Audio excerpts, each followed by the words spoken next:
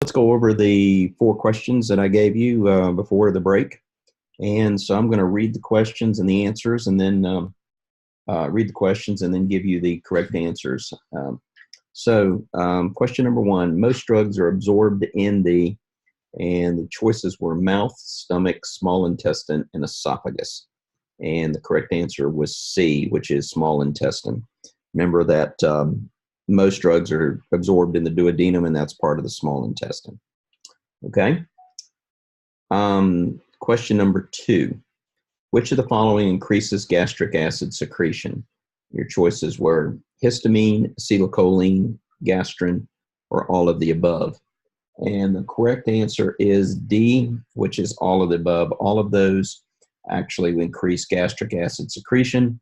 And we talked about specifically that we have drugs that to decrease gastric acid secretion, we use antihistamines, we use the H2 blockers, we use propanthyline, which is an antimuscarinic drug, not used very often, and we don't have a direct gastrin inhibitor. Question number 3 could be a little bit tricky if you don't think about it. The question is, antacids decrease acid secretion, true or false? And the correct answer is false. Antacids don't decrease acid secretion. They actually interact with the acid in the lumen. And in fact, by decreasing the available acid, they may actually do just the opposite, which they may actually increase acid secretion. And finally, question number 4, which receptor increases gastric acid secretion? You had a choice between histamine 1 and histamine 2. The correct answer is B, histamine 2, and that's why we use the H2 blockers. Okay? Does anybody have any question on those 4 questions? Okay.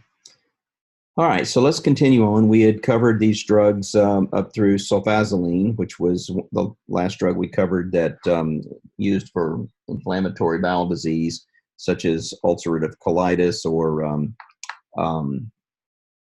Crohn's disease. So let's move on. The next group of drugs, which we're going to talk about, are basically what we refer to as the prokinetic drugs. Okay, we call these prokinetic drugs because they're increasing, they basically increase kinesis or movement of the GI tract.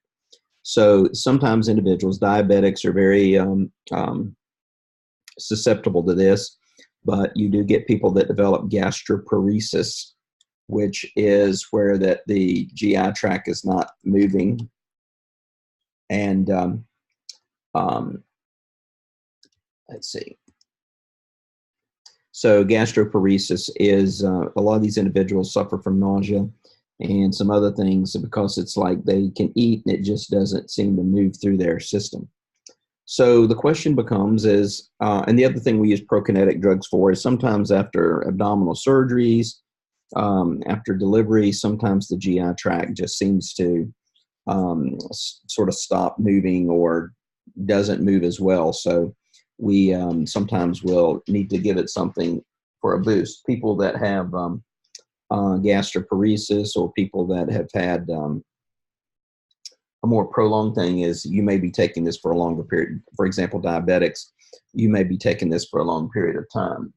And so on the other hand, somebody that is suffering from post abdominal surgery, that may not require the person basically take it for a long period. They may just have to take it for a short period of time till the GI tract gets to moving again. Okay, so these drugs, what they're going to do is basically what these drugs do is they're going to pretty much stimulate the GI tract, the movement of the GI tract. Okay.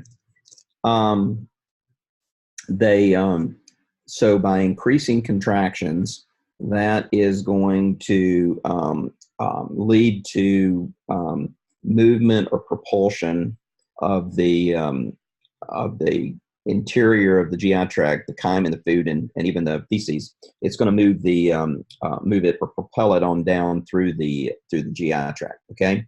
Now, the way that we do that, there's several possible pharmacological targets. Okay.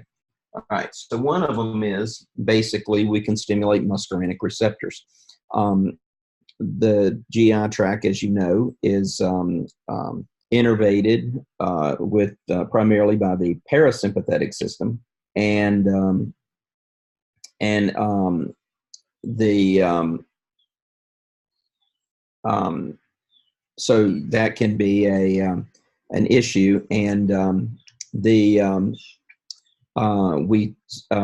so by stimulating those muscarinic receptors, that basically will stimulate propulsion. Now, the other thing that it does do is it can increase secretion, which may or may not be good. So we can have a direct stimulation of the muscarinic receptors. We can see we can inhibit acetylcholinesterase. So if we inhibit acetylcholinesterase, what's going to happen is that we increase the amount of basically acetylcholine, when it's released, does not get broken down. So that elevates the acetylcholine levels, which can then stimulate muscarinic receptors. Another way that we may do it is by inhibiting the presynaptic dopamine receptors. We see that dopamine can have an effect on GI motility. We see also neuronal serotonin 4 receptors these are excitatory if they're stimulated. That can increase GI activity. And then the last possibility that we have is actually there is what is called a motilin receptor. Motilin comes from the term motility. And when the motilin receptors are stimulated, that increases GI motility. So if you look at these, what we've got here is that we can generally stimulate the cholinergic system. We can inhibit the dopaminergic system. We can stimulate excitatory serotonin systems, or we can stimulate motilin receptors. Okay, so each of these have some advantages. Each of them can work. What we've seen you'll see as we go through these drugs here, these systems here, that you'll see some of the advantages and disadvantages. Okay, but basically we know that by either stimulating the cholinergic system, that increases motility. If we inhibit the dopamine receptors, presynaptic dopamine receptors, that will increase motility. The serotonin 4 receptors, if stimulated, will increase motility, or we can stimulate motilin receptors. So we have several potential targets here. All right, so let's start with the first one. So to affect the cholinergic system, we really have two possibilities. We have direct stimulation of the muscarinic receptor, and the second way is indirectly doing it by causing a potentiation of acetylcholinergic activity. So when we look at the muscarinic agonist and acetylcholinesterases, yes, they do increase GI motility, and yes, they increase it through the muscarinic system. The biggest problem is there's really two problems. So what we're doing through this mechanism is we're actually stimulating the cholinergic system somehow. All right. The problem is, let's jump down to the third point here, is just like with some of the issues we had with cholinergic, is that when we go to stimulate GI motility by giving a cholinergic agonist or by inhibiting acetylcholinesterase, the problem is too much cholinergic activity. So excessive cholinergic activity can result in, remember the parasympathetic pig? So things that can happen is, one, first of all, we may get excessive GI motility, so diarrhea may be a real problem. So that's number one. That's one of the things we have to deal with. Secondly is, think of all the other systems. So the heart rate may slow down. That's a concern. We're trying to stimulate GI activity. We give too much cholinergic stimulation, too much muscarinic stimulation. Heart rate slows down. That can be a big concern. We can have increased salivation. that can occur. So some of these side effects can be serious, like, for example, the heart effects. Some of these can be very unpleasant, like the excessive cholinergic.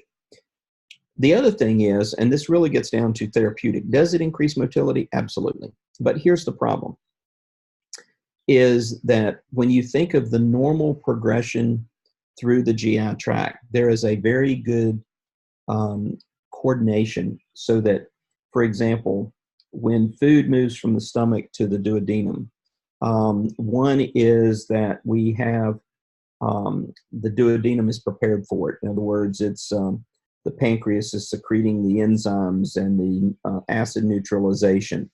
And so it's important that these, and we have a whole hormonal system that helps do that. The problem here is with the cholinergics, the system seems to be so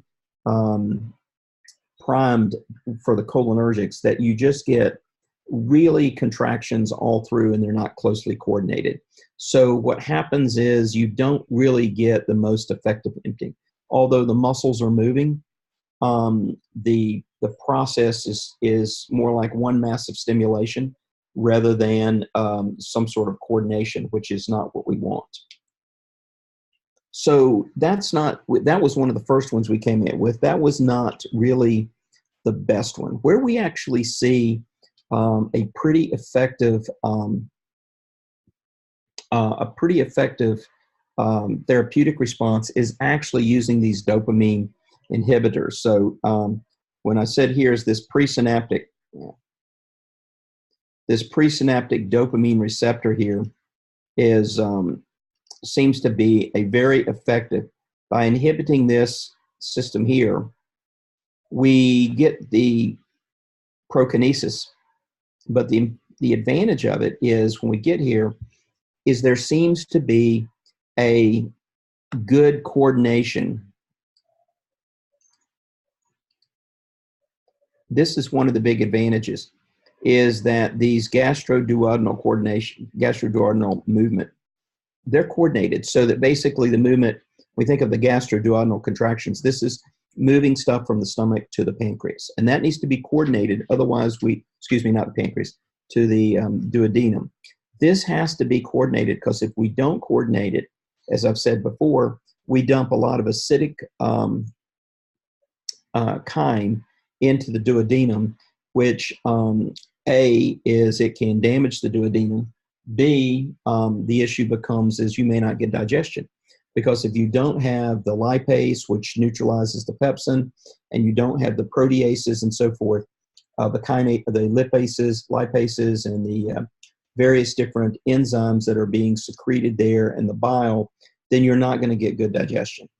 So what we see with the prokinetics is that, first of all, they actually increase the lower esophageal sphincter tone. So that tends to decrease GERD. By increasing the lower esophageal sphincter tone, that closes off the top. Think about putting a cap on the system, okay? So they do that. They enforce the contractions, the GI contractions, the gastric, which the stomach contractions are enforced.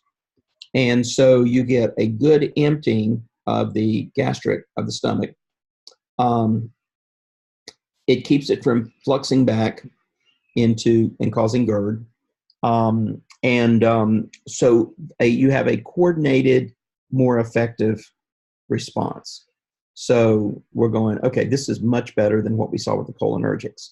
But then there's always that, yep, what's the downside? Here's the downside. All right.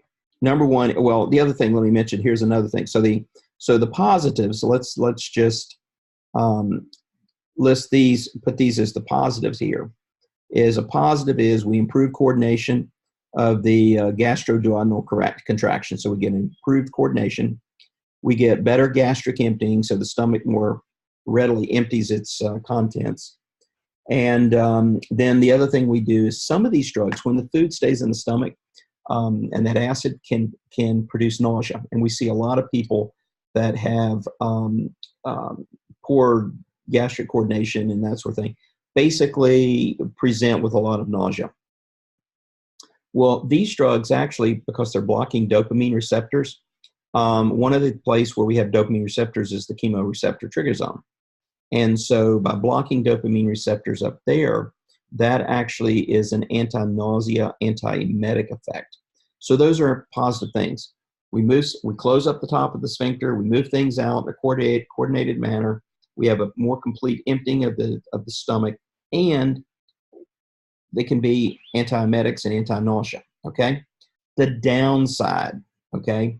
Many of these dopamine inhibitors are going to be able to get into the brain, okay? So one of the things that, if you think about one of the concerns that we have with some of these drugs is dopamine blockers. If you block dopamine receptors up in the brain, especially the basal ganglia, you're setting up for dystonia and Parkinson-like disease, even, and it can go even further than that because we can see a possibility of tardive dyskinesia. Some of these drugs also produce sedation, and so that can be an issue there. So one of the concerns with these drugs, although therapeutically they look really good and accomplish what we want better than some of the other drugs, the downside is they have potential central side effects due to central dopamine receptor blockade. Another thing is that they can produce dopaminergic blockade up in the brain, up in the hypothalamus and the pituitary, and so we can get gynecomastia, galactorrhea, and breast tenderness.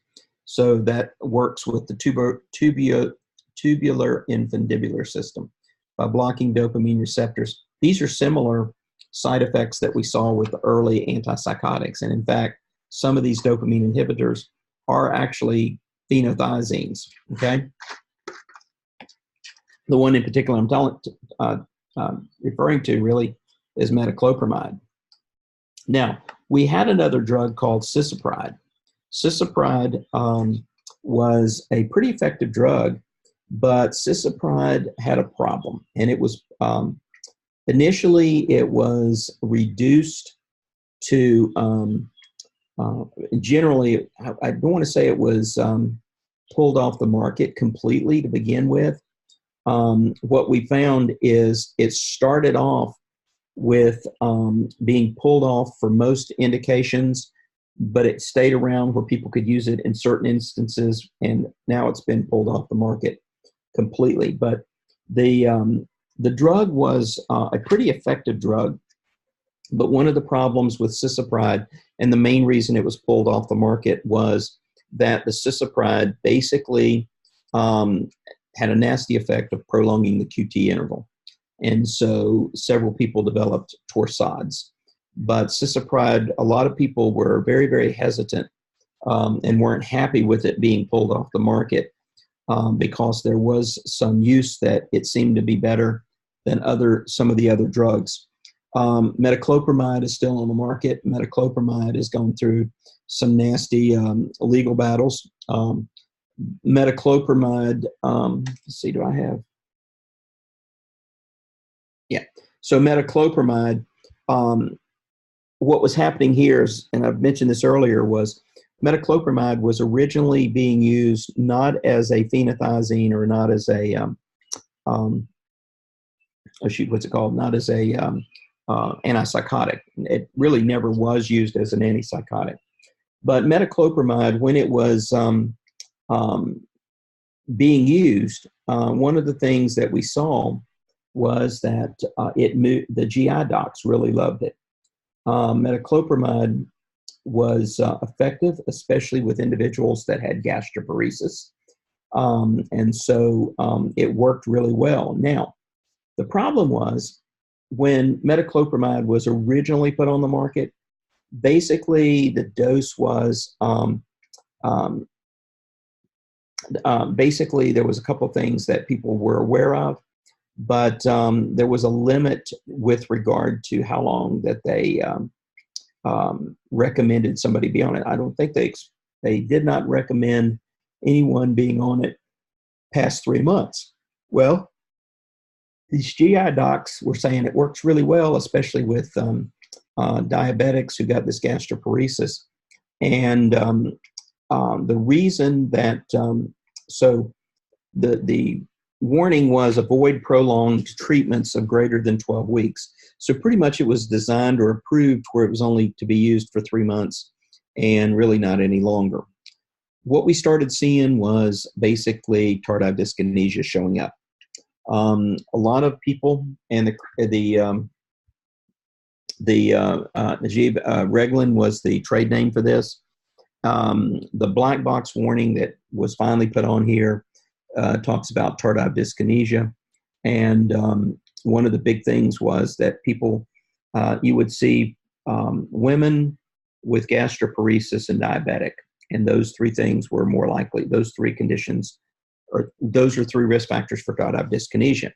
Well, the doctors basically that were prescribing it were primarily general practitioners and GI docs.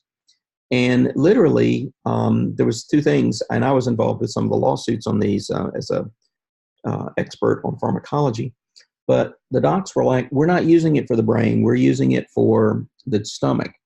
They literally were, acting as if they just said they thought, I'm using it for the stomach, and so therefore I don't have to worry about the brain. So that was some education with regard to that from a standpoint of they needed to be aware that even though they're using it for a stomach problem, it could get into the brain. The other thing is it was working well, so the docs were using it for longer than 3 months. And so, but the other thing was that several of them were not aware of the symptoms of tardive dyskinesia. And so their patients would start developing these, they start smacking their lips and these various, things that you see with tardive dyskinesia. And, several of those docs were like, well, that didn't concern me because basically that's what all old people do is old people, smack and make grimaces and stuff like that.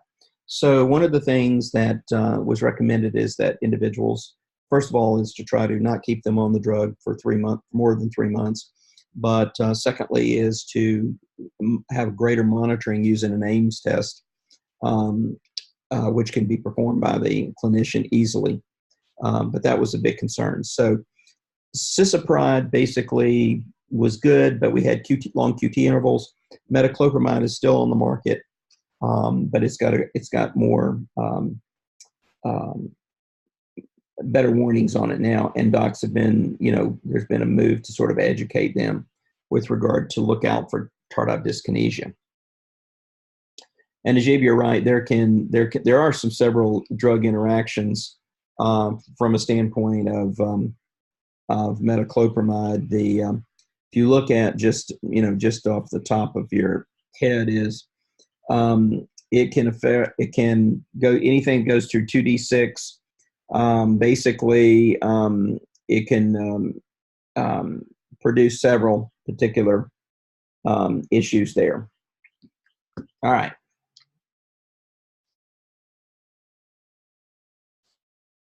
Now, another thing was serotonin agonist. One of the things that we know, this one you should remember, because one of the side effects we see with serotonin reuptake inhibitors is a lot of GI issues. And one of the reasons is we elevate serotonin in the GI tract. But what we see is that serotonin agonists, what they do is by increasing the tone of the lower esophageal sphincter, that sort of closes it off. So it tends to move stuff, not having it go backwards like producing GERD. It does increase force of contractions. So the muscle contracts. And this one is another one that has been shown to improve gastroduodenal coordination. So the dopamine and the serotonin seem to be, the dopamine blockers and the serotonin agonists seem to be very good at moving things through the GI tract and coordinating the tone. The other thing is that some of these drugs may have agonist properties and an antagonist at another action. And some of the antagonists, what we found is that some of them may have some antiemetic actions, and we'll talk about those in just a little bit. Finally, Motilin agonist. This has been an area that people have been looking at. Motilin is a hormone in the GI tract that basically stimulates GI motility. Motilin motility, that's where that came from. So these agonists will bind to both the nerve and the muscle motilin receptors. That increases GI contractions. It increases rate of emptying. The only motilin agonist we have right now is erythromycin. And erythromycin, as you know, is one of the is an antibiotic. And with the erythromycin, one of the things that you see is when people are taking erythromycin simply as an antibiotic, one of the big things that they complain about is basically diarrhea, and that's due to the stimulation of the motilin receptor. So a side effect of it can be sort of the reason for this occurring there. It's not approved, I don't think, yes, it is. I'm sorry, it is approved for gastroparesis. Or I'm sorry, I think it's used off label. It's not approved for it. Yeah, it's used off label. But they do use this, and it does work. But again, this is one of those, it explains why people that take erythromycin typically have diarrhea, and it fits right in with that. So that sort of moves us into from these gastroparesis increase. So this will move us right on into, or segue right on into, the next group of drugs, which are laxatives. One of the things that I will tell you is with laxatives, when people think of laxatives, most people think of, in the older days, there was X-Lax. That was pretty much it. A lot of people, they don't think of laxatives, but some of the things that are used as laxatives are increasing fiber. But we do see that there are several types of laxatives that occur. So what we're using, and I'll tell you right now, one of the biggest concerns we have, people get constipated, and sometimes they wait and wait and wait, and then they use one of these laxatives, which basically to try to get things moving. If someone has been constipated for several days, or even going into weeks sometimes, you don't want to just give them a laxative. The sudden increase in motility, and if they have an impacted feces or some sort of bowel obstruction, that sudden increase motility could actually even rupture the colon. So we got to be careful. The other thing I want you guys to be aware of is people with eating disorders, laxatives have become, and also certain athletes, laxatives have become a way to lose weight, to drop pounds. And so we see actually abuse of laxatives. I'll mention that a little bit later. But the way laxatives work is most of these are going to work down in the large intestine. And what laxatives are basically doing is, one of them is called, one class is called secretory. So what you're basically doing here is that the laxative substance is going to increase secretions into the bowel, okay? So they call them a stimulant or an irritant because they cause an irritation of the bowel to a degree so that things get fluid in particular, which is primarily water and electrolytes, gets pumped into the large intestine. So by increasing the secretion and the electrolytes into the large intestines, that increases volume in the intestines. And so it also produces a watery consistency. So it dilutes out what's in the bowel and increases the volume. So you get this watery luminal content that flows out very rapidly. And these act actually both in the small and large intestines. So things that you may see that fit into this category: castor oil, cascara, senna, aloe, phenolphthalein, bisacodyl, danthron. These are all substances that basically, once they start working, you increase the fluid in the bowel. That increases the volume of the bowel, which can stimulate the defecation reflex. So one of them is saline, and people used to use this quite a bit for like giving enemas. What people will do is that when they take if they take in a lot of saline, we see this with people that ingest a lot of seawater. Saline doesn't get absorbed from the bowel, so it stays inside the bowel. Many of these laxatives will contain things like magnesium hydroxide, sodium phosphate, sodium sulfate. And so what happens is it increases the fluid in the bowel, which stretches the bowel and can be sometimes a little irritating to the bowel, which increases activity. So these type of laxatives tend to work very, very, very quickly, rapid onset. Many times, these are not the most popular because they tend to produce a very explosive, watery bowel movement. And most people don't like if they want it to work quickly, it will. But again, this explosive, watery bowel movement is, that's not something, people want to predict when these work. Okay, that's one of the big things.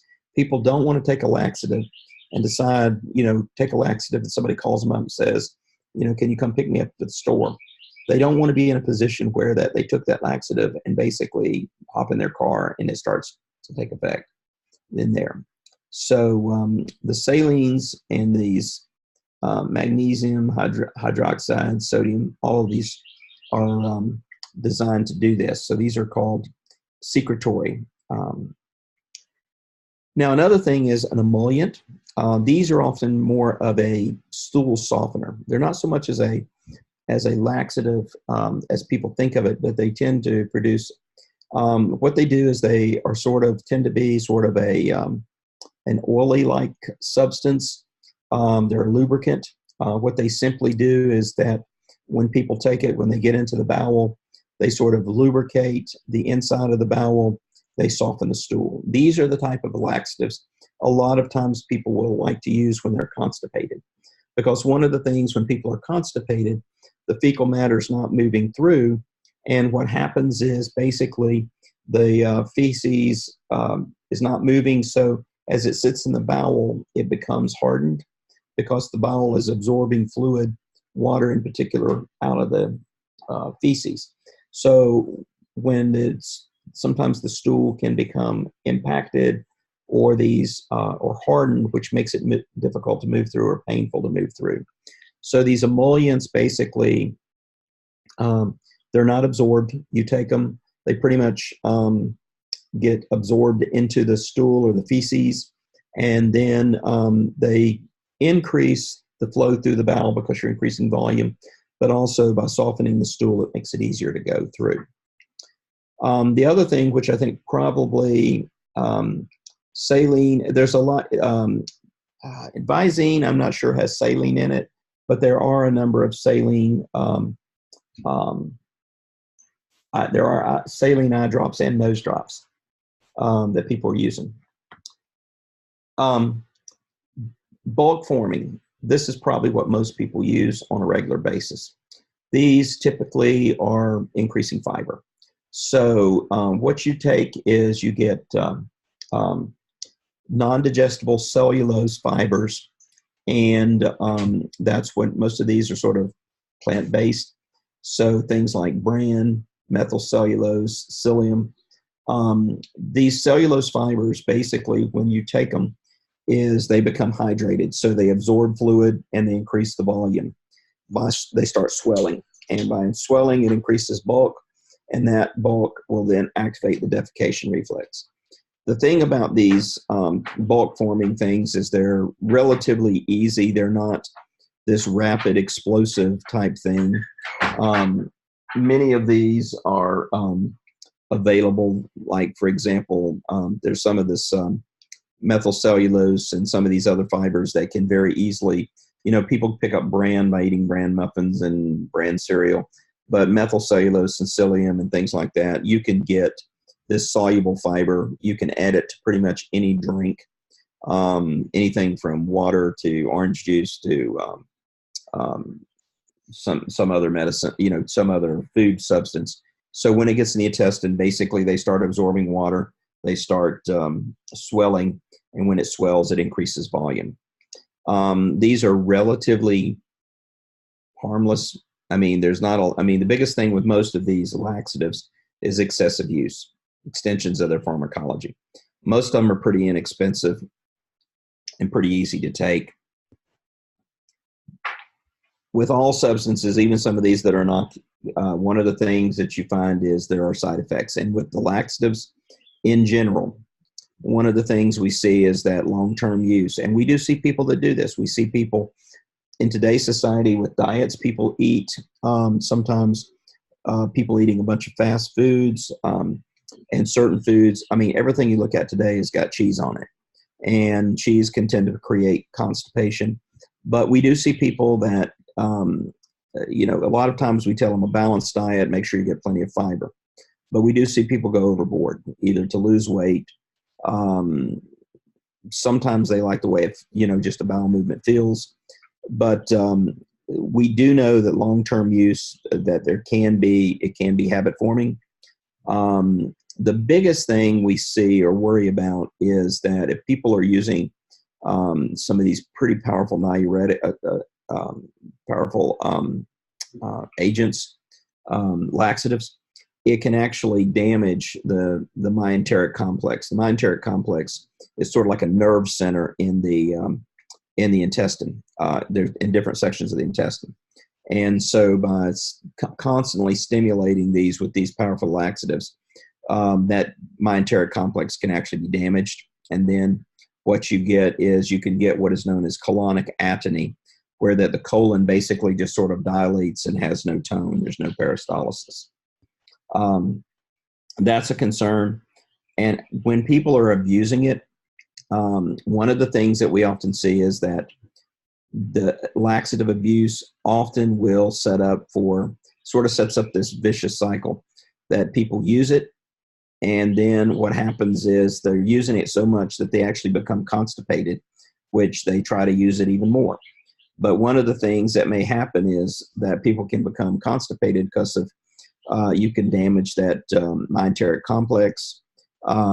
You may not actually, they're using it and there's not a lot of feces in there, so that can occur. Emptying the colon out with these laxatives, it takes a longer time to refill it. Okay. And so what happens is that when people are not going to the bathroom as much, then they think they're constipated, so they go and use the laxative again. Probably our biggest concern falls into this one.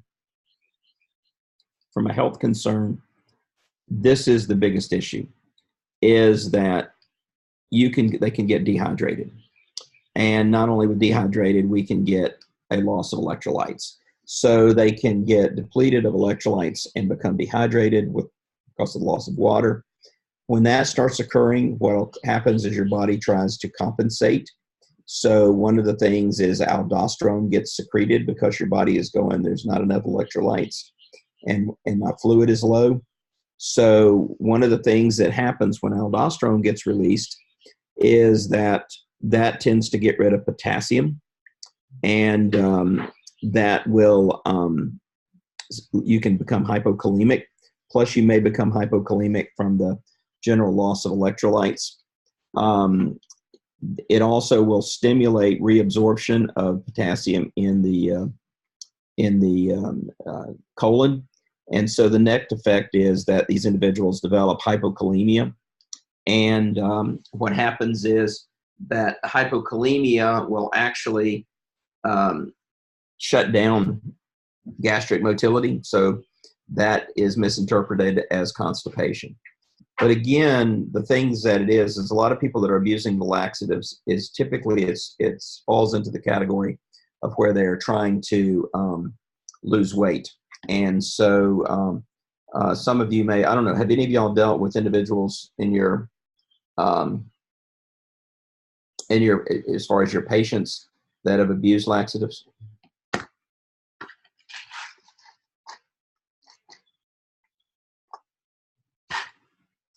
We do see this on campus. I didn't know if any of your Any of your, some with eating disorders? Yeah. I mean, we see people sometimes that are at the point of that they're actually weighing how much food they take in, and they're even weighing the volume of water that comes out and um, and weighing their feces, and to make sure that they're not retaining anything. One of the things that I would say is that laxative abuse is easier. It's easier to get laxatives than it is to get diuretics. And so the laxatives, many of these can be purchased over the counter.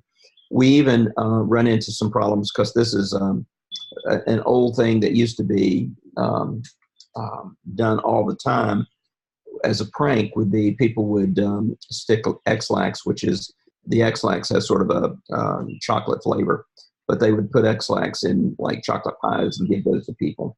And the concern was that was an interesting, funny type joke people felt. But one of the big things that we ran into was that somebody that took that, if it was a large amount of it, could develop hypokalemia or even hyponatremia too. So it is a big concern.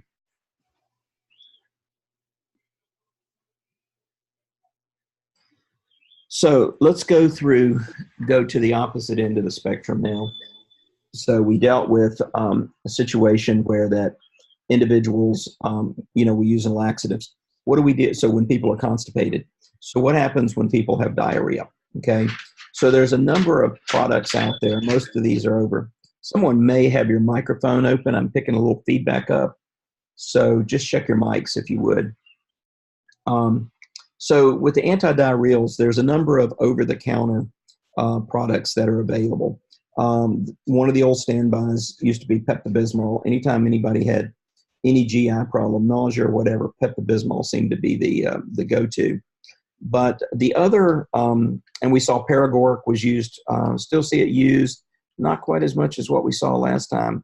But one of the things we find is that probably these two here have become sort of the go-to for a lot of these, which are diphenoxylate atropine and then loperamide Imodium.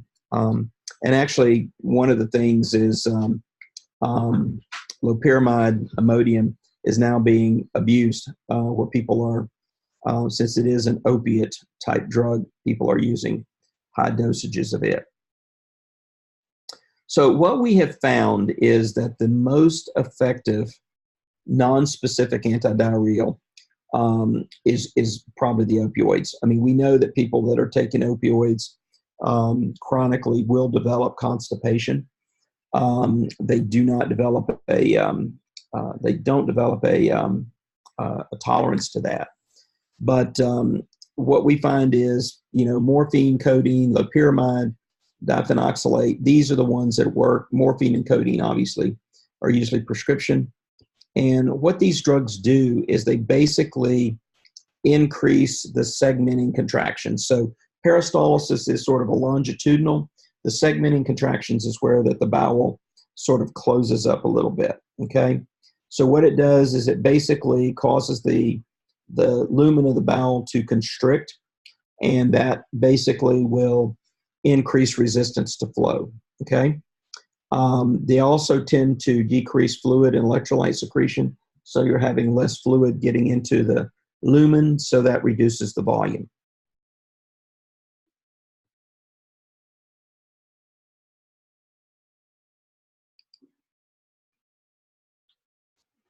We also have what is called anti-foaming agents. These tend to be more for gas, more so than anti-diarrhea.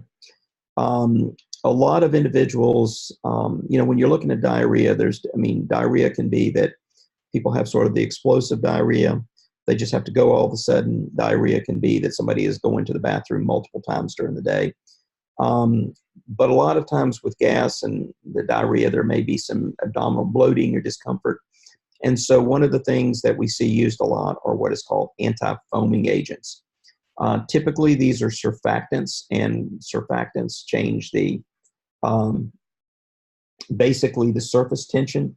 And one of the things that will happen is people will get a lot of gas in their GI tract, and that bloating can cause diarrhea because the gas expands the volume or pushes against, can raise that up. So what they do is these anti-foaming agents, basically, they tend to break up the gas, um, especially in the stomach, where we see people, people eating or whatever. Most agents that we see out on the market these days typically has simethicone in it. The reality of it is that some people have pathological distension where the intestine just basically balloons out. These don't really work because for that, these are worked primarily for if there's gas in there and that's what's causing it. So it sort of breaks it up. So let's see. And then we're going to cover probiotics. Then we'll take our afternoon break. Probiotics is a big area right now. Hot area. Individuals there's a lot of people. First of all, you see a lot of products that promote, especially yogurt type products that promote probiotics for better digestion. There's a lot of different products out there. I know that one of the things that a lot of docs are recommending, and I don't think it's a bad recommendation, is that when people have been on a round of antibiotics, a lot of times the antibiotics may wipe out some of the good bacteria in your gut.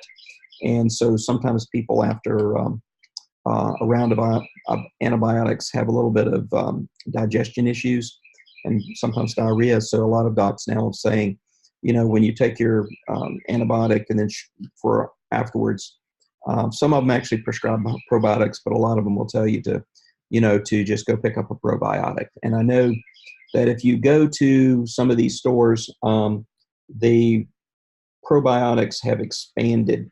I remember a few months ago, my wife wanted to stop by this store and check because her doctor had suggested a probiotic.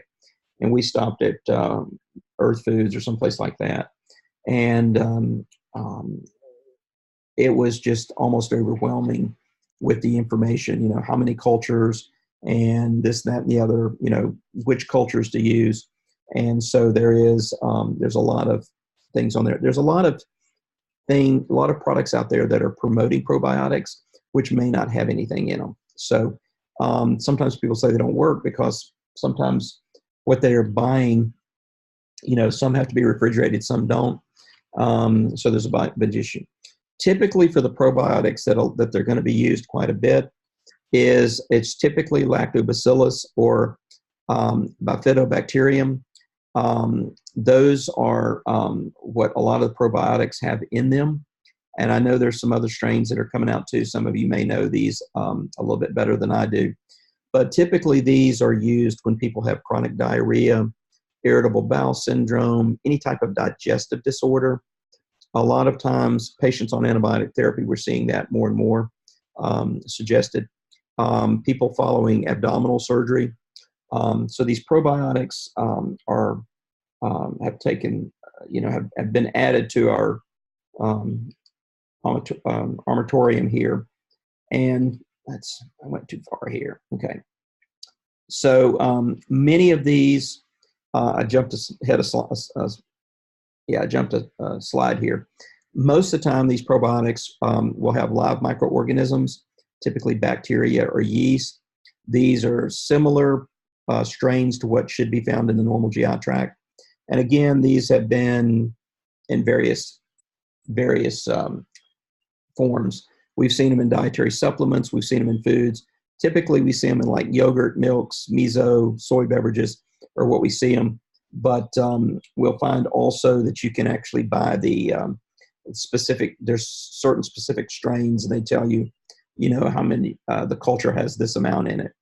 And so we are seeing, there's still a lot of, I think in general, most people either prefer them or they are considered, a lot of people think, it's just, they don't believe in them.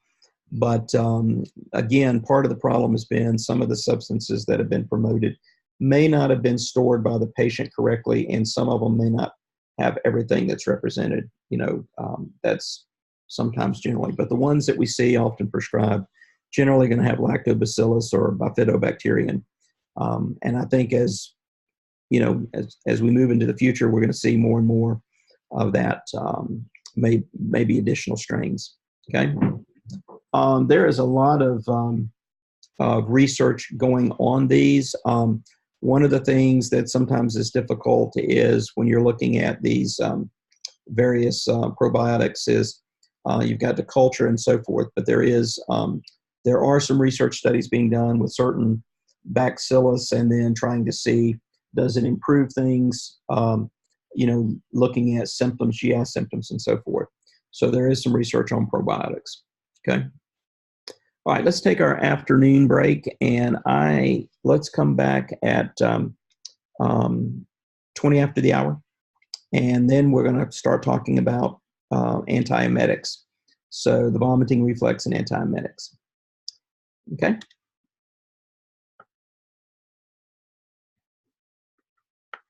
Just to look over tonight. In particular, there's a section on probiotics and CNS, which you might find interesting. So Aiden will post that for you guys to look over. You're not going to be tested on it, but it'll just give you some additional information there. All right. So one of the big issues we run into just in everyday and dealing with patients and so forth is they get nauseous and they start vomiting. And vomiting, for the most part, is pretty self-limiting, but we find that vomiting can be a symptom for a number of things, and that it can be very debilitating also. It can even be life-threatening. Some of you deal with individuals that that basically have eating disorders that will use vomiting to purge. Some of you may be dealing with patients that are taking chemotherapy. We have gotten a lot better with the vomiting drugs that we have. They're more effective. There's the big thing coming up that's been coming up frequently is whether marijuana is an antiemetic. I'll mention a little bit about that in a minute. But let's take a look first at the at just the vomiting reflex. And one of the things about vomiting is that it can come from a number of different places. And one of the things we have to do is to sort of find out what's actually causing it. So if we look at this, number one is let's start here in our GI tract. Well, all right, in our GI tract, basically, we have vomiting. We have receptors, or we have sensors, if you will. That makes sense. Is basically in the stomach and the small intestine. One of the things is that things that may irritate our GI tract. This is sort of the body's defense mechanism. The idea here is that if you were to ingest something that was a toxin or a poison, one of your defense mechanisms that your body may have is that you would throw up. We do know that, for example, there's medicines that people take that can produce nausea and vomiting simply from them in their stomach. We know things like chemotherapy, a lot of chemotherapeutic agents may actually attack the epithelial lining and can cause people to throw up. Radiation can destroy the epithelial. So the stomach, one thing is something that's irritating and unpleasant to the stomach is animals do this all the time. They eat something, it doesn't agree with them, they throw it up. It's a way your body helps get toxins out of your system. The other thing that can happen is that we have connections from the stomach to the small intestine to the chemoreceptor trigger zone. This is an area in the brain in the fourth ventricle. It's called the area postrema. That also connects to the vomiting center in the medulla. And we also find that the stomach, small intestine have input to the vomiting center in the medulla. So activation of those things will activate the vomiting reflex and you will throw up. Your higher cortical centers can put input into this vomiting center. Things like pain, smell, sight, sometimes even memory, fear, or anticipation of something can sometimes cause these higher cortical centers to activate, cause the vomiting center to be activated, and then people throw up. And then The other thing that we see that can come in is the labyrinth, which is in your ear. And people, by spinning around and so forth, people can get nauseous and throw up there too. So there's a number of things that can activate the vomiting reflex. And sometimes the choice of drug that we have, you're going to see in a minute, may be dependent upon, specifically which where the impulse or where the sensory input is coming into. So we do have drugs that we can use to evoke vomiting, and those are called emetics. And these may be important. We use these more for treatment when people may be poisoned. Now, there's sometimes when you don't want to use these drugs, but basically, if someone has ingested something, we can induce vomiting. And the idea is that we have to do this fairly quickly because once it moves out of the stomach, these agents really are not going to work. We have really two drugs that's primarily used as emetics. One is called apomorphine, and the other is ipecac syrup. And in fact, one of the things we frequently tell people is that in part of a first aid kit, we used to encourage them to have some ipecac syrup. So apomorphine, from the name, it's easy to determine that this is probably a derivative of morphine. And what apomorphine does, it actually acts on the chemo trigger zone. So if you look back here, it's acting right here on the chemoreceptor trigger zone. Okay, so it's acting there. Okay, so typically when you give apomorphine, that usually induces vomiting within about 5 minutes. Typically it's given either intramuscular or sub-Q. It is a CNS depressant, so it can cause depression. One of the things you got to be careful about is you don't want to give a high enough dose where someone is, out of it and cause vomiting, because then they can aspirate. So we have to be careful when we use that. My experience with apomorphine, I should say my wife's experience with this was, several years ago, I was flying to Miami, and she took me to the airport and dropped me off. And the airport, I was flying out of Athens here, so the airport's like 5 minutes from my house. So as I was boarding, I get a phone call. It's not always a good thing to get a phone call. This was before cell phones. This is when they called we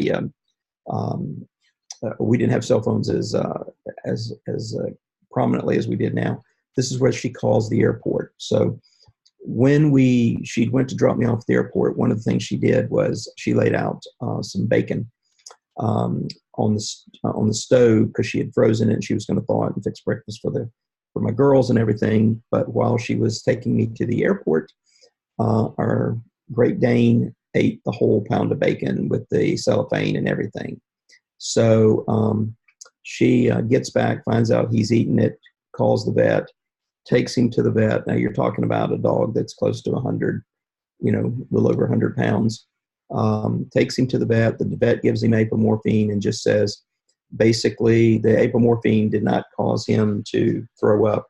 I think it was had been a little bit too long by the time she got him to the vet and everything. But all of that bacon, raw bacon, did produce severe diarrhea. So when I got back from my trip, which I was gone for like a day, I got back the following day, she informed me the vet had told her to basically just put the dog out in the garage. So when I came back, I had a nice, pleasant surprise of cleaning up the garage that had with a large dog that had diarrhea. So, but typically, if you give it pretty quickly, it will work. The other thing is ipecac, and what ipecac, it actually has two actions here. Is one, it's actually irritation to the gastric mucosa. When I say irritation, it's not like it gets it all raw and that sort of thing. It basically irritates it to the point where you want to throw up. So it's not like it, damages the mucosa. But the ipecac works both on the gastric mucosa and on the chemoreceptor trigger zone. So it actually has 2 sites there. Typically, the effects, you give it orally, typically the effects are going to occur within 15 minutes. We see it used in infants, children, and adults. Dose ranges from 5 to 20 mils. Not going to ask you the dose, but it's one of the things that you should be aware of. Now, here's an important thing. When do you not want to use emetics? Okay, these are contraindications. If someone has ingested corrosive substances, what happens is if they've ingested stuff like lye or very acidic type stuff, if they go to throw that up, one of the things that happens is that very corrosive substance will then come back up. So the mouth, the mouth and possibly the lungs and the esophagus and everything is going to be re-exposed to that. So you don't use it for that. Typically, if we're going to use if we've had somebody that's done that, we're going to usually give them something like charcoal to try to absorb that. If they've drank kerosene, people do drink kerosene, or people have fallen in and ingested kerosene. Why wouldn't you use it in a person that has that's overdosed on a CNS stimulant?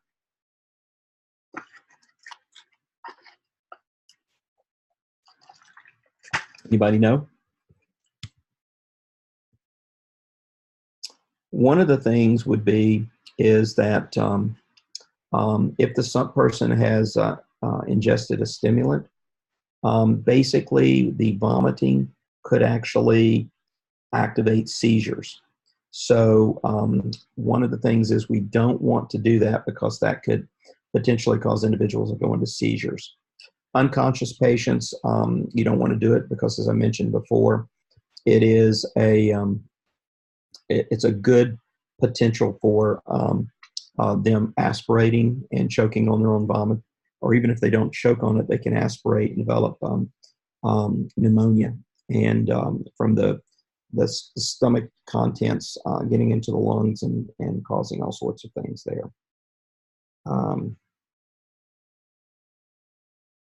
So that's one of the things that we have to be careful about there. And morphine poisoning. I mean, this is a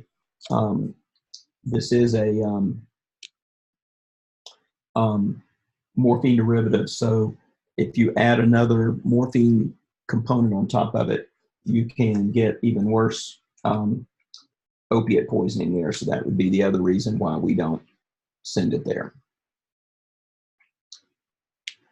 Okay, so emetics we use to try to induce vomiting. Now, I will tell you that there are people that will try to use emetics for purging. So we do know that. So that has to be a concern. And that is just be aware of that. And this ipecac syrup is fairly easy to get. That would be more likely to what they would use. So now let's go to the other situation where that we have somebody that's vomiting a lot and we're trying to stop the vomiting. And from that standpoint, what we see is that we have to decide where the vomit or the basis of the vomiting. Okay, so in some instances, if the activation is occurring, or if the vomiting is due to activation of the chemoreceptor trigger zone, then typically the dopaminergic and serotonergic agents will work. Okay, if it's vestibular, like somebody is their vestibular apparatus is disturbed and they're getting dizzy and vomiting from there, then the anticholinergic drugs will work.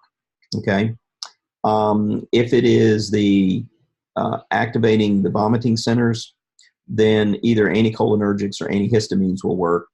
And then if it's due to gastric stasis, where basically the individuals, this is people like with gastroparesis, what will happen is the food's not moving through, it stays in the stomach and just basically it's being static. And that stasis then activates the vomiting center. So then we see the dopamine and serotonin agents work. So, for example, with the sometimes some of these agents will not be effective even though they're antiemetics. So it's one of those things where that you have to be aware of what is there. or what's potentially causing it. All right, so let's take a look at each of them. Okay, so one of the common causes of nausea and vomiting is motion sickness. Okay, a lot of people riding on a plane, getting on a boat, even car, those things, the motion, the moving. I mean, there's some things that we do is you don't want to put somebody that's going to be, for example, that gets car sick. You don't want to put them in the back of the cars. And so it is one of those things where that typically what we're going to use is the anticholinergics, and the drug of choice here typically is going to be scopolamine. Okay, scopolamine is the patch that you put behind your ear. So these anticholinergics that are used, they will produce sedation, and they will produce anticholinergic side effects. Mouth gets dry. You know, you guys should know anticholinergic side effects by now because we've talked about several of them. And on the other thing, several of the drugs that you're going to prescribe will have anticholinergic effects. One of the things about these anticholinergics, some people like if they're traveling, the sedation is good. If you're driving, it's obviously not so good. So the way these drugs work here is there is a link that is cholinergic in nature that goes from the vestibular apparatus to the vomiting center. And let me go back here to this vomiting center. So basically, one of the things you see here is that typically the vestibular apparatus is really with the labyrinths here. And what's happening is with the motion sickness is that system is moving. Those little floating sands, if you will, can produce nausea and vomiting from just the movement. And so that is a cholinergic link, and so we can block it, and that will work. Typically what you see is scopolamine is the patches, but another drug that's used is dicyclomine. Dicyclomine is used for morning sickness. We also find is hyoscine, which is also an anticholinergic. But the most common ones that we see is scopolamine and dicyclomine. The big thing is with scopolamine and hyoscine is if you're using these transdermal patches, they've got to be applied before the motion sickness occurs. You can't, like, people will take them like if they're going on a boat or something like that, and they're going to say, well, I'm just going to wait and see if the, if I get sick. If I get sick, then I'll put the patch on. But that is not the way it works. So you have to, for example, if you wait till you get motion sickness, you put the scopolamine patch on, typically it's not going to be effective, or it's going to be very poorly effective. So that's one of the important things that you've got to be aware of if people are using it. Now, I'll tell you something else just on a side I may have mentioned before, is that they have used scopolamine patches sometimes as a smoking or injections behind the ear sometimes as smoking cessation. There is a regimen that people have used over in Russia that uses high doses of that. But again, this one works for motion sickness. Antihistamines, they're also good for motion and morning sickness. What they're going to do is they actually can be used to sort of block some of the effects of EPS effects for metoclopramide, which is not really motion sickness, but it's just sort of thing. One of the drugs that's an antihistamine that's been used is sinazarine. This one also has some anti-vertigo actions, and it seems to inhibit calcium going into these vestibular sensory cells, and so that can have an effect there. So the antihistamine, sinazarine, and scopolamine, I probably see scopolamine used more frequently because they can put the patch on and just leave it on for a while. The antihistamines that are used frequently, more so for that, usually is diphenhydramine, Benadryl, promethazine, which is Phenergan, but there's also dimenhydrinate, cyclazine, meclizine. All of those are there. Again, probably diphenhydramine, our biggest concern there is probably has a little bit more sedation. So again, when you're using these antiemetics, or these antihistamines as antiemetics, one real concern is, for example, if somebody is moving around and needs to move around during the day, then you're going to need to give them something that may not be as sedating. Now, one thing we've seen happen with promethazine is we have seen individuals that what they've done is they've gone to the pharmacy, and what you do is you basically go to a compounding pharmacy, and you have them to basically compound you a topical. So what we've seen with that has been sometimes they've used promethazine, and they've made a topical like salve that people can put on their wrist, and that can work sometimes and not have as much sedation. I've heard mixed reports of that. Some people say it works. Some people say it doesn't work. So it really is a question. So it may try. But I'll tell you is that now for antiemetics, there's some of the other drugs we use I think are much more effective, not only therapeutically, but have a better side effect profile and may not produce as much sedation. We've used the neuroleptics. Chlorpromazine has been a good one. Metoclopramide has been another good one that's been used. The problem with these are they are neuroleptics. They will get into the brain. They have the potential for producing EPS. Those are all very big concerns that we have to be aware of.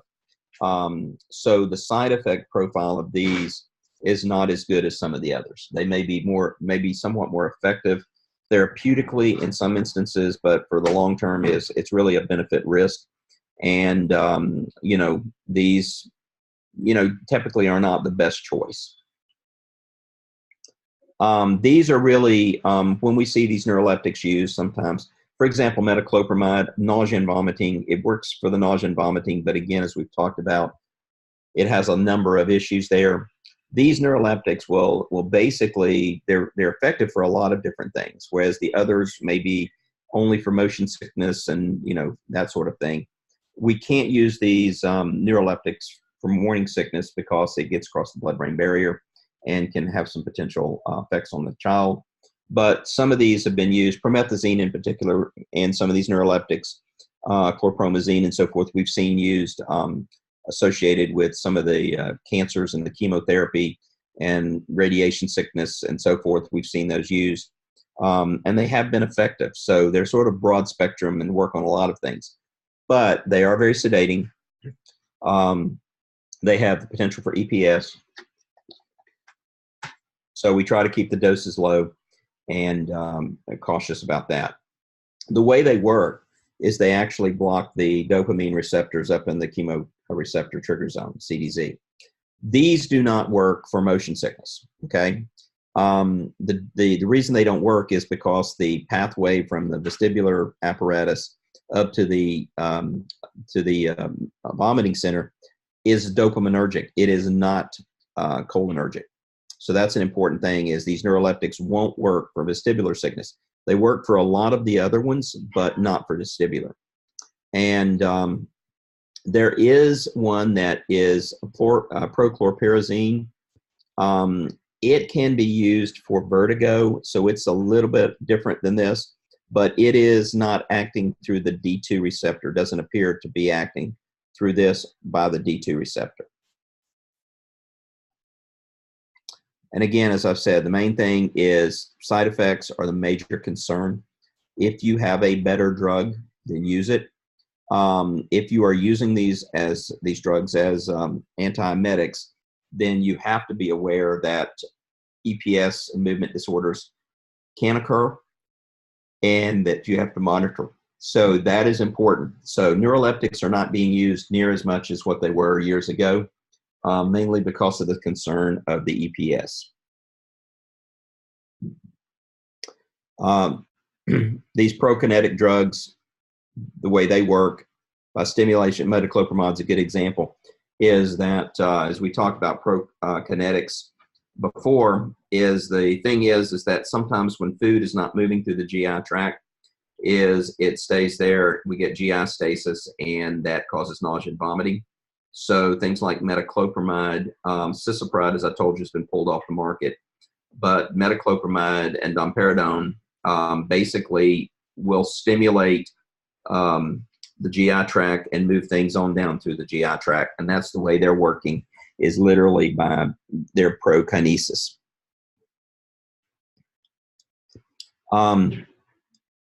Metoclopramide, a lot of actions. We sometimes call this a dirty drug, mainly because it acts on so many different receptors. It works on dopaminergic activity. It has dopaminergic, serotonergic receptors. So the D2 antagonism, by blocking the dopamine 2 receptor, what that does is it actually increases gastric emptying. So what it does is it causes the stomach to contract and empty. Same time, what it does is open the lower esophageal sphincter. It decreases the tone. Increases the tone. So what it's doing is it's closing the top of the stomach where the esophagus and the stomach meet, and then it's pushing the contraction. So we're getting food moving down the system and not regurgitating back up. The biggest concern here with these is basically getting into the D2, into the brain. So these prokinetic drugs can be used for nausea and vomiting. Our concern really comes down to, you can't use these drugs, metoclopramide and so forth, in a pregnant woman or one that has just given birth, because it will go into the CNS, goes into the placenta, crosses the placenta, will go into the child, can also be secreted in milk. So this one has been used as an antiemetic. It's used as a gastrokinetic. It's used for indigestion and GERD. So there's a lot of it. But again, you have to, when you're using it, you're going to be prescribing it. So, I mean, if you're prescribing it, then you have to be aware of the side effects. Domperidone, basically very similar, dopamine 2 antagonist. It is not as effective as an antiemetic or a prokinetic. The biggest thing is that this one doesn't get into the CNS, so we have less chance of EPS, and tardive dyskinesia can still occur. We see in this one a little bit more hyperprolactinemia, so it does get into the CNS, but not to the extent that we saw with metoclopramide.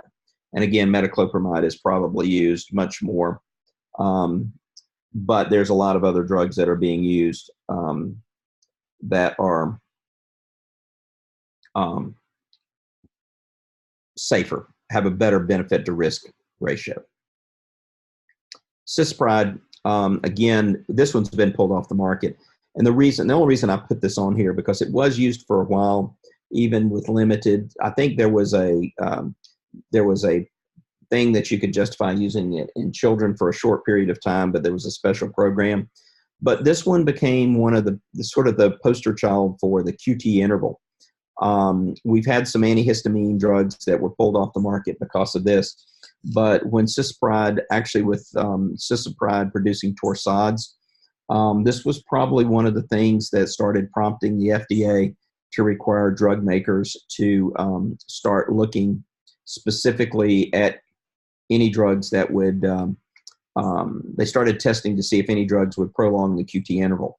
The biggest problem with this one was, and I've just simply put this for you, because it's true for cisapride, but what happened here is that the doses that were used, probably we didn't see a QT interval, but because it was metabolized through the 3A4, cytochrome P450, one of the things that happened is any other drug that was given with this suddenly upped the cisapride concentrations, which resulted in individuals developing torsades. So it was sort of like one of the drugs that pointed us to the fact that these drugs, the drugs that prolong the QT interval can produce some serious side effects, but also it reemphasized the cytochrome P450 interaction, which if you're given even a low dose, the cytochrome P450 inhibition could cause the level to go up enough to produce serious side effects. And this was actually the black box warning that showed up with metoclopramide. Simply said, chronic treatment. Again, the drug was approved for 3 months. I think the warning now says to try to treat for under 12 weeks, no greater than 12 weeks. So basically, there's this at the bottom, prolonged treatment, parentheses, greater than 12 weeks, should be avoided in all but rare cases. Many of us that was involved in this litigation felt like that it should be there, but they did say, some of the docs said this drug was the only one that would work. So the FDA basically said should be avoided in all but rare cases. And again, it puts it on the doc where it says the therapeutic benefit is thought to outweigh the risk of the patient. How would you overcome that? Number one is that you use as low a dose as possible. Number two is you monitor the patient really closely. Number three is that there's not an alternative that works. That would be the things that would there. But the warning basically focused on tardive dyskinesia. And notice up here, it states, the risk of developing tardive dyskinesia increases with duration of treatment and the total cumulative dose. That's why they were limiting it for 12 weeks, for preferably under 12 weeks. They also stated that the elderly, especially elderly women, and where we were really seeing this, a lot of this was elderly women with diabetes. Diabetics, they develop, as I said earlier, the neuropathy. And when they develop the neuropathy, one of the things that occurs is that they develop the gastroparesis. And so that made them a good candidate for metoclopramide. But on the other hand, it also made them a good candidate for potentially developing tardive dyskinesia. So really, the drug that we saw that really has sort of, in my opinion, changed the game plan in general has been the development of ondansetron. This is Zofran. And so Zofran, basically, it blocks serotonin 3 receptors. And these receptors are in the GI tract. They're in the chemoreceptor trigger zone. They're also in the vomiting center. So you got 3 different sites here. Okay, and so this one really became a major breakthrough for treatment of nausea and vomiting. We could use it in pregnancy. It works. When it first came out, it was very, very expensive. And so what you typically saw with Zofran was that people were in the hospital when they came out of surgery or some sort of procedure, they were given Zofran and to prevent that nausea, post-anesthesia nausea. And they may be given, 2 or 3 tablets to carry home with them. Ondansetron now is generic. It is cheaper, and we see it being prescribed quite a bit. But prior to this, the other drugs, basically their side effects and their therapeutic, it was really, you would have patients that would work in, but a lot of times the side effects could create some major issues. So you had to really be, you struggled with that. Come on. So this was a big one. Now let me throw one other one out, which I don't have I don't think I have it. Yeah, I didn't list it here. Well, so with the the other drug which comes out is marijuana, and we have a prescription marijuana. I didn't put it on here, called Marinol. And that is a synthetic THC. It is used for vomiting. It's been approved for use with vomiting. It's also used to stimulate appetite in people with wasting diseases. It's used to treat vomiting. The thing about it is Marinol has been around for years. It usually, a lot of people, especially since Zofran came out, Zofran seems to be so much better than the Marinol. People say, well, smoking marijuana is cheaper and that it's more effective and so forth. The reality of it is that when you smoke the marijuana, the reality is you don't know exactly how much THC or other components you're getting. So it's it really, Marinol is not one of the top drugs that's prescribed all the time.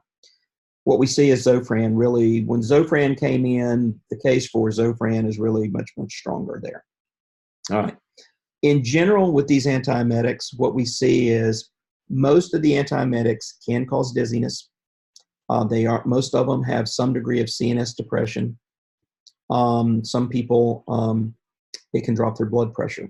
So when they're first using it, especially if we're treating them, I mean, one thing is if they're nauseous and vomiting, the question becomes, should they really be driving? But if we're using this to try to prevent it, prophylaxis, we try to let the person know, or want the person to realize, let's see, specifically how dizzy or CNS depression can also include sleepiness. So that's one of the things, and most of them can cause it. And so we need to be cautious with that. Now, there's a lot of people that take things like Zofran, and it doesn't really affect them too much as far as making them dizzy or anything like that. But be aware of this, and especially with the elderly people, you want to be careful about them taking it, not falling or anything else like that. There have been some herbal remedies that have been put forward. Ginger root. One of the problems is ginger has also been shown that it can increase the absorption of all the oral medications. So one of the things that you want to be careful about is that if someone increases the absorption of a drug they're taking, they could get higher dosages. Because typically what we do is we figure out, what the bioavailability, what drug we need to get this plasma level. And so that's in the recommended dosing. But if suddenly you increase the absorption, then you may be getting more drug in your bloodstream than you would normally.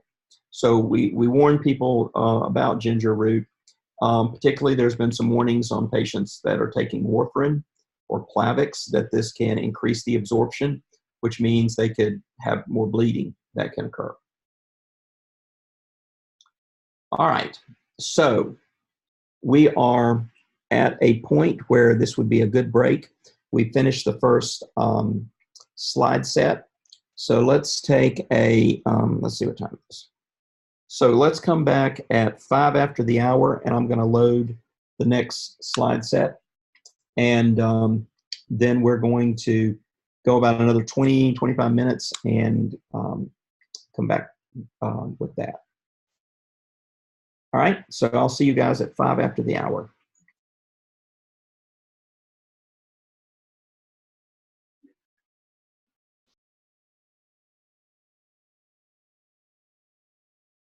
We're going to talk about thyroid and anti-thyroid drugs. When we look at the thyroid drugs, one of the things that we're going to see is that basically thyroid hormones, what we're doing is replacing, if we've got hypothyroidism, and we understand a lot about the thyroid. And so the nice thing about it is a lot of people respond pretty well to thyroid. We do have individuals that do creates a little bit of problems for us, but in general, it's usually easier to manage thyroid conditions than it is to manage diabetes. We need to review a little bit about these hormones. Let me get this here. So we know that, for example, iodine is going to be important. And we know that iodine actually will enter the follicular cells in the thyroid. And then the iodine actually gets incorporated into the thyroid hormone. And you know that most of the place that we get the iodine a lot of it comes through our diet. In fact, iodinated salt is where a lot of people actually get that. So what happens is that the iodine gets concentrated in the thyroid gland. And in fact, we use this aspect of it when we are treating hyperthyroidism. We'll go through that in a minute. But most of the iodine is going to be contained in the thyroglobulin. So sometimes with thyroid, one of the things we always check is to see if the person has enough iodine. That's going to be if they've got a deficiency there. That could be one of the reasons. And then what's going to happen in the normal circumstances is that the thyroglobulin is then split or hydrolyzed, and it releases T3 and T4. And remember also that the activity of the thyroid gland is going to be controlled a lot by TSH, thyrotropin. That's secreted by the anterior pituitary, and TSH stands for thyroid stimulating hormone. Okay, so what happens is that TSH stimulates the thyroid cell membrane. It activates adenyl cyclase, and the TSH is going to be controlled by TRH, which is thyrotropin releasing hormone. So TRH comes through from the hypothalamus, stimulates TSH. TSH then stimulates the release of T3 and T4. It's a feedback inhibition, so that when T3 and T4 come back up to the normal level, basically what it's going to do is it will shut down the pituitary and the hypothalamus. Okay, so when we go above what is considered normal, that will inhibit thyroid stimulating hormone. We also see T3 and T4 when they come up will inhibit thyrotropin releasing hormone. So it's simple negative feedback. So we'll start with the major circulating hormone is going to be T4. Okay, there's the concentrations. You do not need to memorize those, but the major circulating is T4. But what is actually acting at the receptor level is actually mediated by T3. Okay, so both are transported by thyroxine binding globulin. We also see albumin carry some of it, because simply we have a lot of albumin, but most of it's primarily carried by the thyroxine binding globulin. Whether it's a drug or whether it's a hormone, it's got to be the free form that actually acts on the receptor. And this is for thyroid, it's for most substances. If it is bound to a protein, the reason that it generally cannot interact with the receptor is it's just too big. Plus, if it's bound to a protein, it's going to be difficult for it to leave the vascular system. So what we find is that one of the reasons that we do pretty good with this is that we have sort of the bound thyroid hormone is basically holding hormone there, and the free comes across. So we sort of have this reservoir built in. And the other thing is, because we have a lot of it, we got a high degree of protein binding, it tends to have a long plasma half-life, because it takes it, you remember, it's got to be released from that protein in order for it to be either interact with the receptor or go, be excreted by the kidney or metabolized. So this is just basic reiteration of what we talked about with thyroid pathophysiology. And this sort of summarizes it. Basically, what we find is that thyroid hormone production regulated two ways. T4 and T3 is going to be both the synthesis and secretion is mediated by TSH, thyroid stimulating hormone.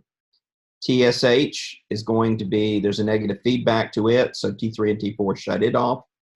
We also have that the TSH is going to be stimulated by thyrotropin releasing hormone. That's TRH that's coming from the pituitary. And basically what we find is T3 and T4 can inhibit that. So this feedback mechanism lets us regulate the hormone pretty well. So it really gives us a good mechanism of managing this, of the body managing it. So these thyroid hormones, basically, they hit everything, okay? They include growth and differentiation. You guys have seen this slide before. They include burning of calories, thermoregulation, maintaining body temperature. They affect the cardiovascular system, the neuromuscular system, the endocrine, reproductive system. They affect metabolism, both carbohydrate, protein, lipid, any metabolism, enzyme synthesis, bone growth, metabolism, and vitamin metabolism. So there's not discrete target organs. It's pretty much is running the whole system. And so one of the things that I mentioned to you guys back when we talked about the pathophysiology is that sometimes we may see an aberrant T3 or T4, and that may be due to the drugs interfering with the assay. We always have to consider that. There's a few drugs that, as we talk about them, I will tell you which ones that come into play. I think it's valproic acid is one of the drugs. It's either valproic acid or effects or one of the two, but I think it's valproic acid can interfere with the assay. So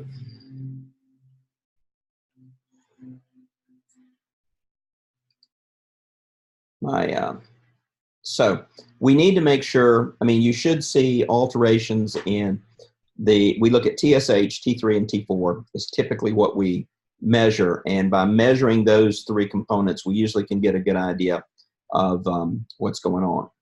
Here's a diagram basically showing you how that the T3 and T4 is normally made, okay, and how it's carried.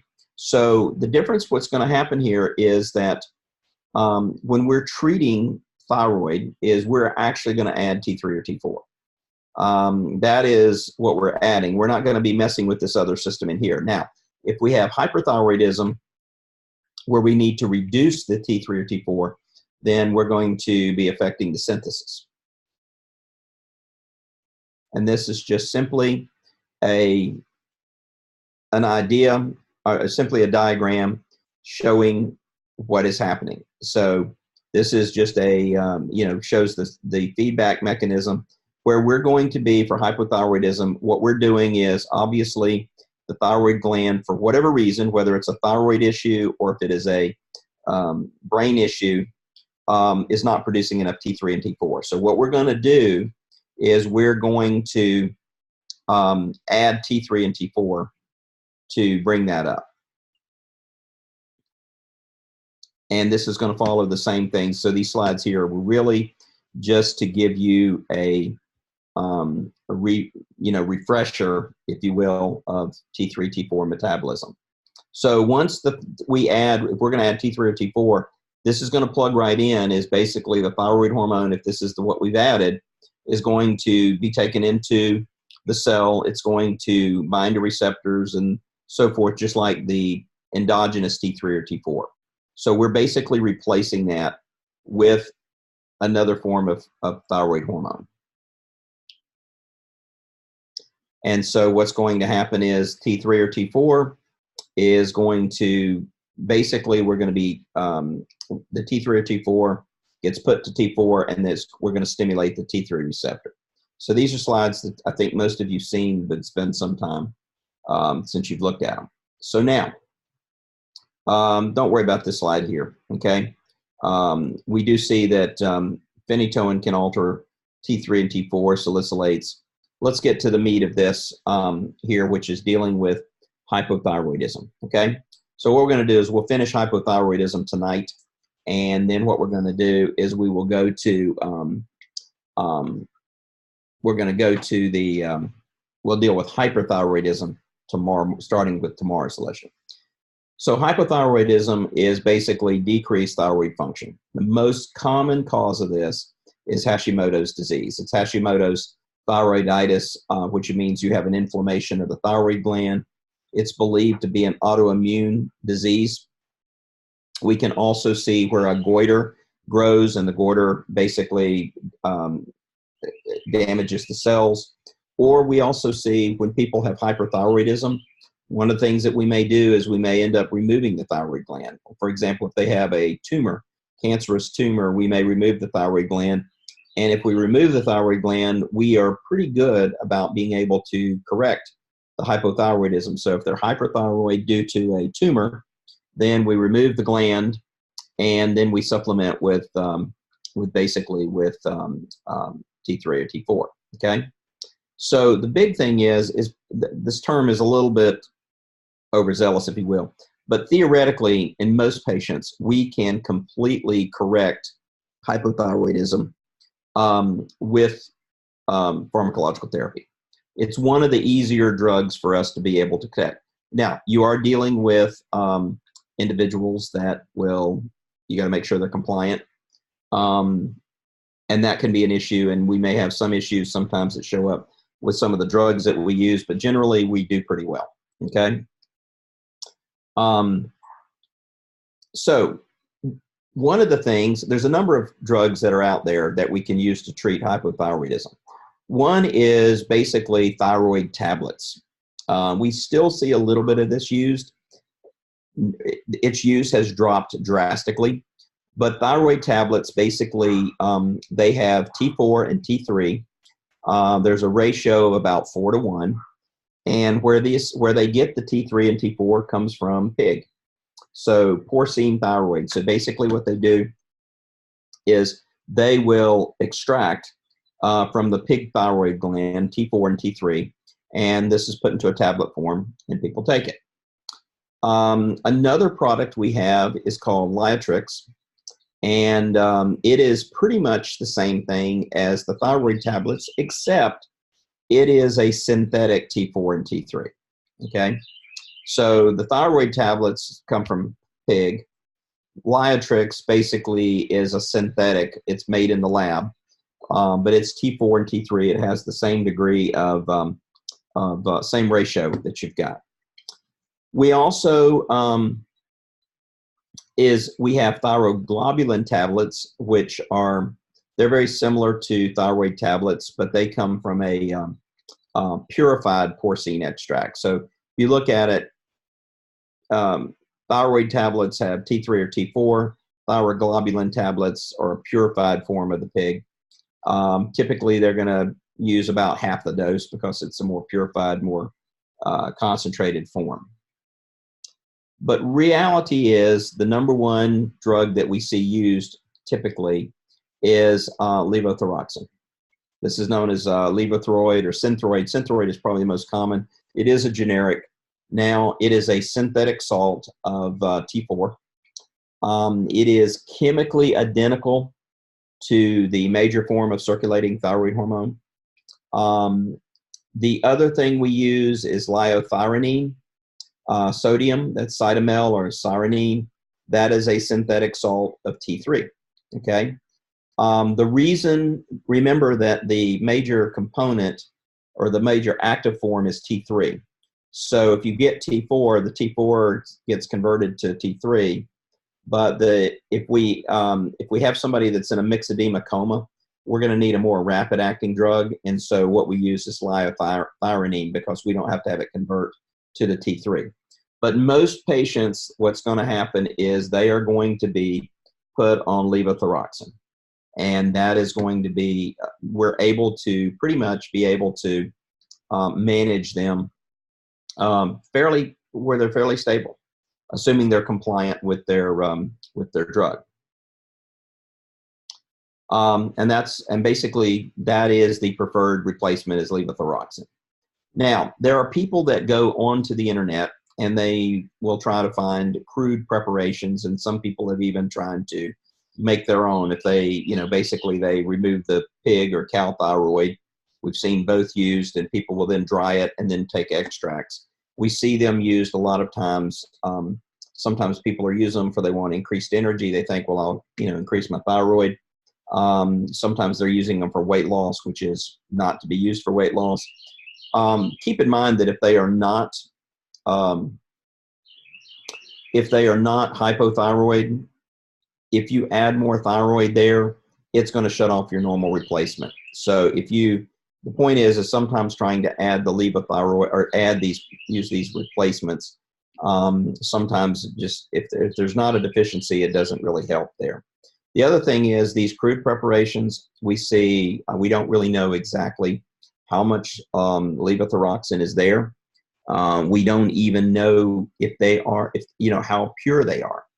One of the concerns when you're using purified preparations or crude preparations is if there is some sort of disease or something. There are some instances in where people have used, I think, crude pituitary and carried viruses over. So one of the things with crude preparations is what's in them. One concern is there happen to be some virus that can be, that can actually propagate and grow in humans, that would be a big concern there. Now, we don't use thyrotropin-releasing hormone for routine treatment. We'll use it sometimes diagnostically. We give TRH to see how the TSH and the T3, it's used for diagnostic purposes to try to determine if there is a problem with the thyroid or with the anterior pituitary. So, you know, and then tomorrow we're going to talk about hypothyroidism, but let me make a couple other comments with regard to this. So number one is with hypothyroidism, there's a couple of things you need to be aware of. One is what we find from these drugs is that in general, they work. And one concern that has come up, and I don't know if you guys have seen it, is that some clinicians do not want their patients to go on a generic levothyroxine. One of the concerns is that with levothyroxine generic, there may be some variations in the potency of it. So, for example, generics are going to have levothyroxine in them, but there may not. As with any generic, it's within range of a particular reference. And there are some clinicians that put brand only because they don't want to deal with that. I don't know if you guys have run into that. So that's one of the concerns. But the levothyroxine works pretty well. But again, some of them will say, okay, that's good. If you use the same generic, I'm okay with that. That's what they'll do. But a lot of them, because they don't know which generic, or if somebody is going to be going from different pharmacy to pharmacy, then there's a chance that they may get a different generic more commonly. Pharmacy, you have to worry, because if the pharmacy gets for example, gets a better price from another generic, then we may find that that's going to occur. But I do want to make you aware of that there is a black box warning for levothyroxine. And that black box warning is basically states not for obesity or weight loss. And it states not for obesity or weight loss alone or as a combination treatment. In euthyroid patients, doses within range of daily hormonal requirements are ineffective for weight loss. Larger doses may cause serious or life-threatening toxicity, especially given in combination with sympathomimetic amines, including those with anorectic effects. So what we found is that some individuals were being given anorexigenic drugs and supplemented with levothyroxine. We still see people that are getting anorexigenic drugs and getting crude preparations, but we can see some pretty serious adverse events that can occur. We can see arrhythmias, we can see elevated blood pressure, angina, even seizures can occur with this. Typically, most individuals respond pretty well. We have seen some palpitations and increase in appetite, but these are not to be used for weight loss. They are not approved, and in fact have a black box warning specifically for that, or promote or arguing against that. So that's what you need to be aware of. Tomorrow we will move to the hyperthyroidism. So we're going to pick up on these slides. We'll talk about how we deal with individuals that they've got too much thyroid function. And but again, it's not uncommon to treat hyperthyroidism that we may end up making them. It's easier if we make them hyperthyroid, if they go from hyperthyroid to hypothyroid, because we can treat the hypothyroidism pretty good. So we'll pick up on that. So Aiden, I am going to let you post the 4 questions. We will go over the answers to these questions tomorrow morning. And meanwhile, I'm going to log out and try to send this article to you a different way, Aiden, because I'm still showing that something is wrong where it's not coming through. So I'm going to post an article for you guys to take a look at. There's a small section on CNS actions and probiotics, which I thought was interesting, but just take a glance of the probiotics there. All right. I will see the rest of you at 9 in the morning. I hope you have a good evening. And Aiden, I'm going to log off and try to send you that article right now. Thank you, Doctor. I'll leave the poll on for another 10 minutes for people to answer. Okay.